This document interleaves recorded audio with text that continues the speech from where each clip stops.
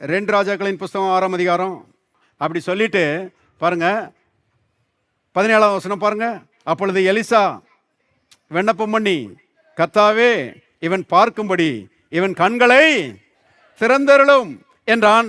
உடனே கர்த்தர் அந்த வேலைக்காரனுடைய கண்களை திறந்தார். இதோ எலிசாவை சுற்றிலும் அக்கினிமயமான குதிரைகளாலும் ரதங்களாலும் அந்த மலை நிறைந்திருக்கிறதை அவன் ஆவிக்குரிய கண்ணு திறந்த பிறகுதான் ஆவிக்குரிய நிஜங்கள் விளங்குது. அப்புறம் தான் பாருங்க பயமெல்லாம் அவனை விட்டு ஓட ஆரம்பிச்சிச்சு. தேவனுடைய பிள்ளைகளை கவனிங்க, வியாதியின் மத்தியில சுகம் இருக்கிறது என்பதை நாம் பார்க்கிறவர்களாக இருக்கணும்.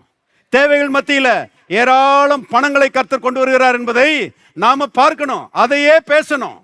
கவனிங்க, கண் திறக்கப்பட்டவர்களாய் விசுவாசிக்கிறவர்களாய் நாம பதிலை பேசுகிறவர்களாய் இருப்போமானால் பதில் நமக்கு கிடைக்கும். பாருங்க, எதிரி ஓடி போயிடுவான், எதிர்ப்புகள் மறைஞ்சிரும், பாருங்க விடுதலை உண்டாயிரும்.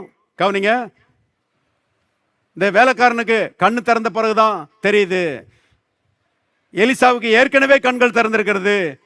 ஆகவே அவர் விசுவாசிக்கிறார். உலகத்தில் இருக்கிற இந்த படையோடு இருக்கிறவர்களை பார்க்கலாம் நம்மோடு இருக்கிறவர்கள் அதிகம்ன்றாரு. கடைசியில் நீங்க முடிவை வாசித்து பார்த்தீங்கன்னா இந்த ஒரு மனுஷனை அவ்வளவு பெரிய இராணுவம் பிடிக்கவே முடியல.